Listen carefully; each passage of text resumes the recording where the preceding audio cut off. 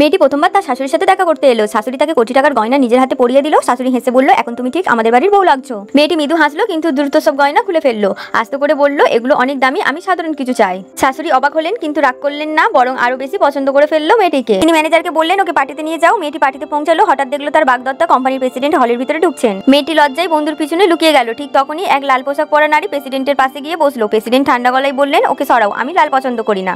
সবাই চমকে উঠলো। আর একটা চালাক নারী চিৎকার করে বলল, ওই মেয়েটিও তো লাল পরে এসেছে, ওকেও বের করো। মেয়েটি ভয়ে মাথা নিচু করলো। তার বন্ধু এগিয়ে এসে বলল, ওকে নিয়ে কেউ মজা করো না। কিন্তু প্রেসিডেন্ট ধীরে ধীরে তার দিকে এগিয়ে এলেন। মেয়েটির পিঠ কাঁপছিল, সে তার দিকে তাকাচ্ছিল না। হঠাৎ প্রেসিডেন্ট তার হাত ধরলেন, মৃদু স্বরে বললেন, আজ তোমাকে অসম্ভব সুন্দর লাগছে। অতিথিরা হতভম্ব, কারণ এই মেয়েটিই তার বাগদত্তা। মেয়েটি মৃদু হেসে চুপচাপ সোফায় বসলো। তখনই সেই বজ্জার নারী এগিয়ে এলো। সে এক দামি শোপিস ভেঙে চিৎকার করে বলল, ওই মেয়েটি ভেঙেছে, ক্ষতিপূরণ দিক। প্রেসিডেন্টের মুখ গম্ভীর হয়ে গেল। সে বলল, এই সব জিনিস ধ্বংস করে দাও, আর যা ভাঙবে তার দাম দেবে যে মেয়েটা মিথ্যে অভিযোগ করেছে।